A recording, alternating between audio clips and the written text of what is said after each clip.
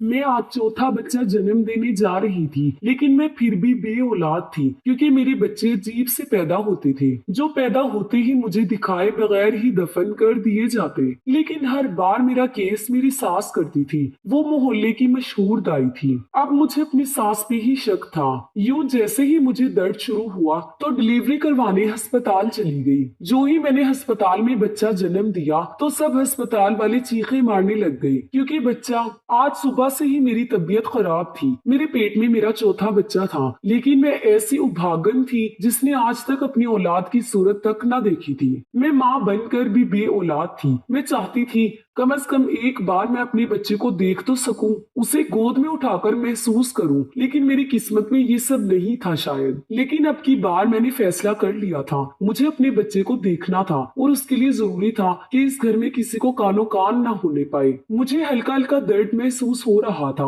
वैसे भी मेरे दिन अब पूरे होने वाले थे, मगर आज तो लग रहा था कि वक्त बहुत करीब है। लेकिन मैं ये बात घर वालों पर बिल्कुल भी जाहिर नहीं होने देना चाहती थी, खास तौर पर अपनी सास से छुपाना चाहती थी। मैंने मामूल के सारे काम करने शुरू कर दिए ताकि मेरी सास को शक ना होने पाए, लेकिन वो बहुत चालाक थी। अगर उसे जरा सी भी मिन्नत पड़ गई तो मेरा ये बच्चा भी मैं नहीं देख पाऊंगी। यही सोच मुझे हिम्मत हारने नहीं दे रही थी। मेरी सास इस मोहल्ले की जानी मानी दाई थी और पूरे मोहल्ले की औरतें उसी से इलाज भी करवाती थी और बच्चा भी उसी के हाथों पैदा करवाती थी। कई लड़कियों को उनकी दवाओं से औलाद हुई थी, लेकिन एक मैं ही बदकिस्मत थी जो माँ बनकर भी महरूम रहती थी। हर बार मेरा केस मेरी सास ही करवाती थी और जैसे ही बच्चा पैदा होता उसे छुपा देती थी।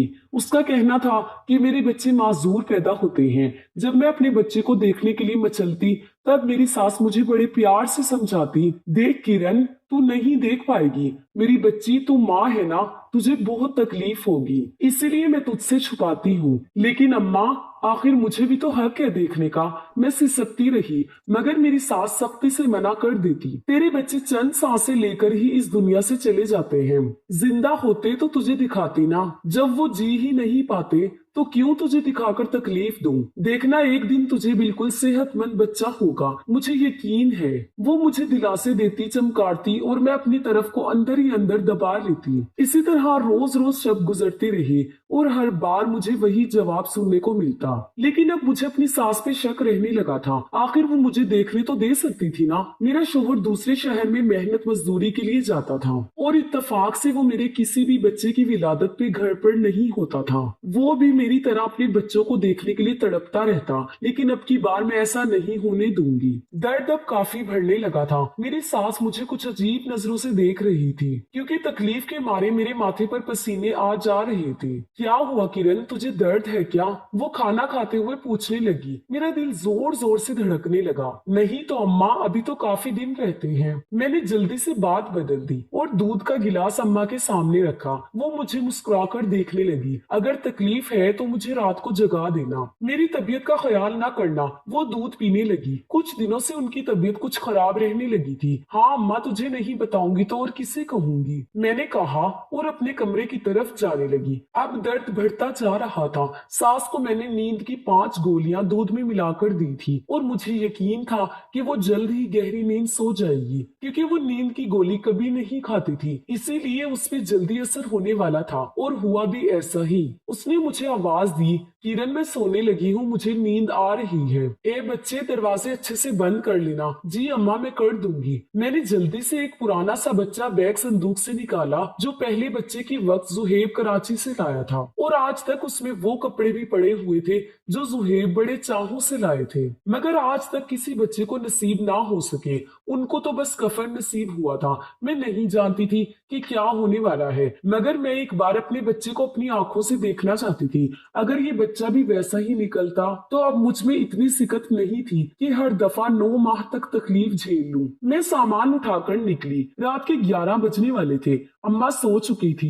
दरवाजे को बाहर से ताला लगाकर मैं आहिस्तगी से चलती हुई गली के नुक्कड़ तक पहुंची ताकि रिक्शा कर लूं। मैंने बुर्का पहना हुआ था, कोई मुझे पहचान नहीं सकता था। जल्द ही मुझे रिक्शा मिल गया। मैंने अस्पताल चलने का कहा। तकलीफ और घबराहट से मुझे चक्कर आ रहे थे। करीबी सरकारी अस्पताल में मुफ्त में बच्चे की विलादत करवाते थे और दवाएं भी मुफ्त देते थे, लेकिन फिर भी मैं कुछ पैसे जो मेरे पास थे वो लाई थी। अस्पताल पहुंचते ही नर्स ने जब मुझे देखा तो जल्दी से डॉक्टर को फोन किया। कुछ ही देर में लेडी डॉक्टर आ चुकी थी और मुझे लेबर रूम में ले जाया गया। मुझे बहुत तकलीफ का सामना करना पड़ा था और इसीलिए मुझे नशे का इंजेक्शन लगा दिया गया। लेकिन जैसे ही मैं होश में आई तो मैंने अपने बच्चे का पूछा, बाजी मेरा बच्चा। डॉक्टर तो केस करवा के शायद जा चुकी थी, मगर नर्स मेरे साथ खड़ी थी। मेरी ड्रिप में वो कोई इंजेक्शन डाल रही थी। हाँ किरण, परेशान ना हो, आया तुम्हारा बच्चा ले आएगी। उसको बच्चों वाले डॉक्टर से चेकअप करवाने गई है, नर्स मुझे तसल्ली देते हुए बोली। और मैं खौफ के मारे कुछ पूछ भी ना सकी कि बेटा था या बेटी और वो कैसा था।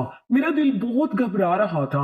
आंखें बंद किए मैं अपने रब को पुकारने लगी। कुछ ही देर में एक औरत जो शायद आया थी कमरे में आई और बच्चा नर्स को थमाकर चली गई। नर्स मेरे करीब लिटाकर जाने लगी। मैंने जैसे ही डरते डरते बच्चे को देखा तो मेरे ओसान खता होने लगे। मैंने बच्चे को अच्छे से टटोल कर देख लिया।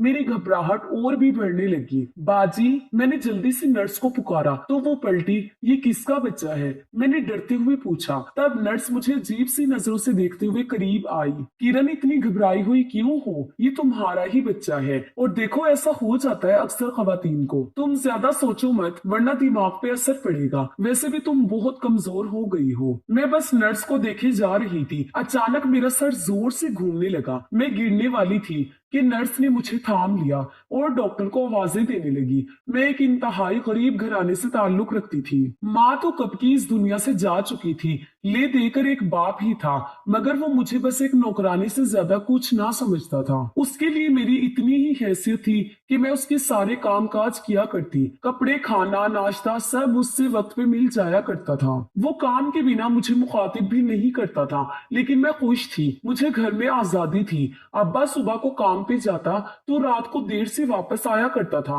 जब तक मैं पड़ोस वाली जुबैदा भाभी से पढ़ लिया करती थी। वो मेरा बहुत ख्याल रखती थी। उसकी कोई औलाद ना थी, इसलिए वो मोहल्ले के बच्चों को पढ़ा दिया करती और उन्हें अपनी औलाद समझती। सिर्फ मैं ही थी जो 15 साल की उम्र में उससे कायदा पढ़ती थी। अब्बा को इल्म तक ना हो सका कि मैं पढ़ने जाती हूँ, वरना वो शायद ताला लगा के जाता। 2 साल में मुझे उर्दू पढ़ने आ गई थी और अब मैं कहानियों की किताबें घर लाया करती थी।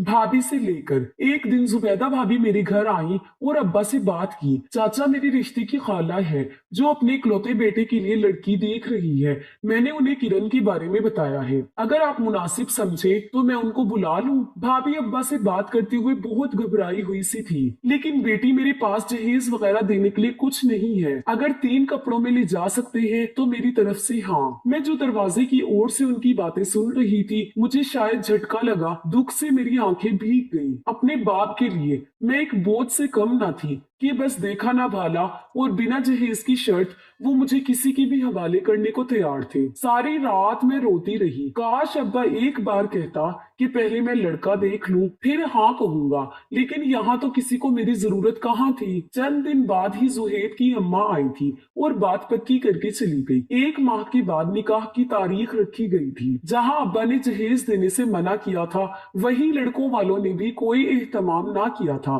बस यही काफी था कि लाल जोड़ा और कांच की चूड़ियां लाई गई थी मेरी बरी में, और यूं मैं जुहेब की दुल्हन बनकर इस घर में आ गई। जुहेब मुझसे बहुत मोहब्बत करता था।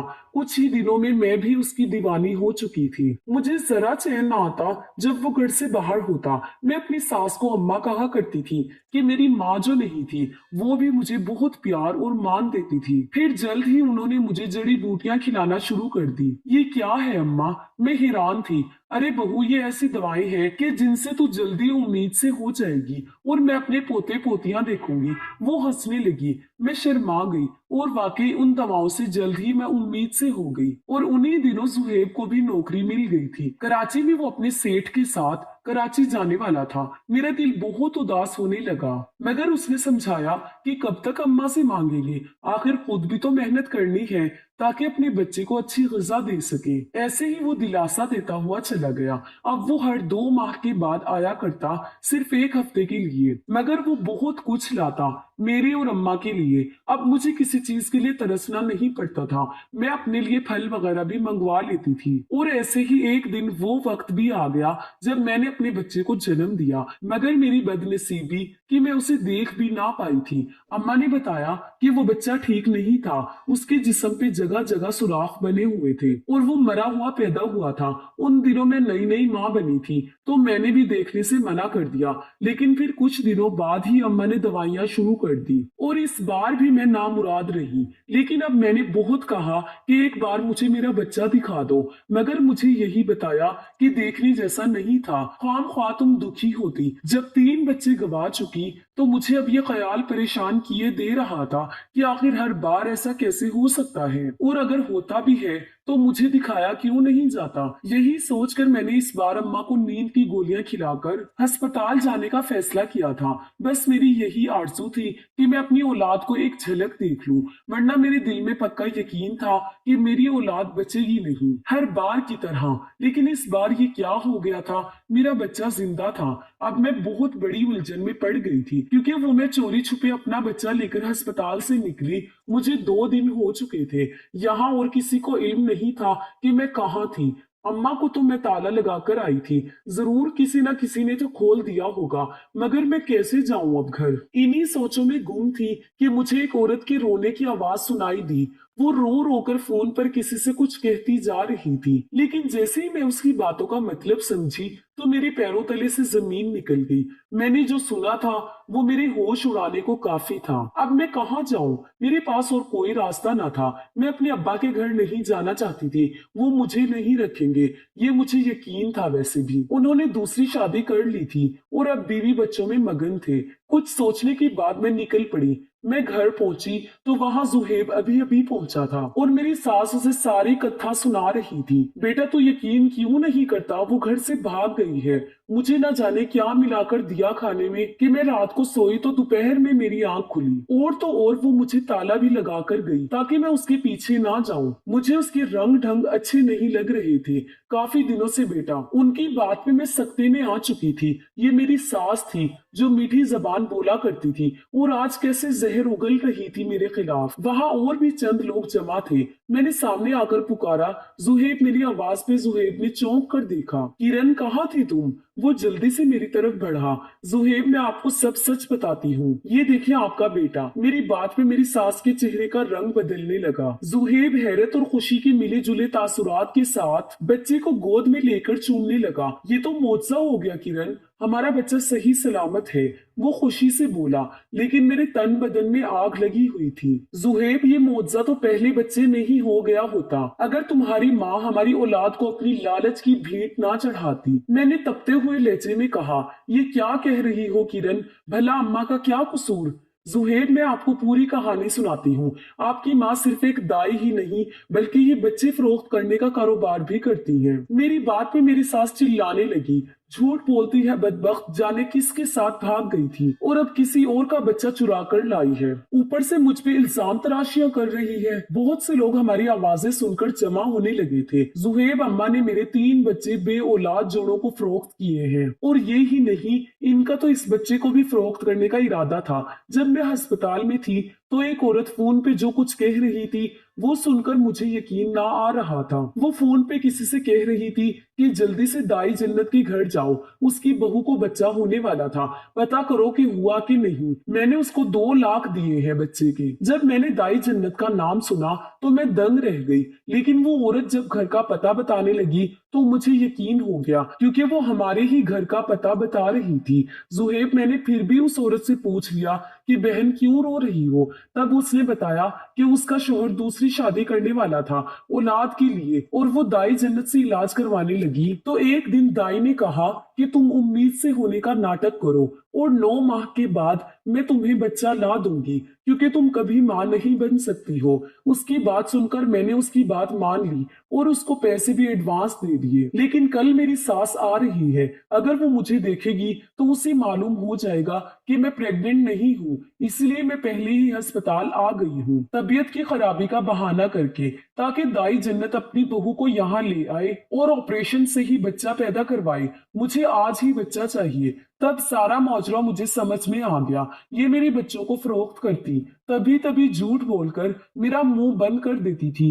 पहले तो मैंने सोचा कि मैं पुलिस में रिपोर्ट करवाऊं, लेकिन फिर भी मुझे हया आ गई। जो है कि ये आपकी माँ है, मैं भी तो माँ हूँ। मेरे 3 बच्चे मुझसे जुदा किए इसने, पूछे इससे। मैं आपे से बाहर हो चुकी थी। अब मुझे कुछ शर्म लिहाज ना आया था कि वो मेरी सास है। जुहेब बुत बना अपनी माँ को देखे जा रहा था, जबकि अम्मा शर्म से सर झुकाए हुए खड़ी थी। बोल अम्मा, क्या ये सच कह रही है? तूने मेरी औलाद को बेचा है? अम्मा अचानक से जमीन पे बैठ गई। उसके चेहरे पे एक रंग आ रहा था, एक जा रहा था।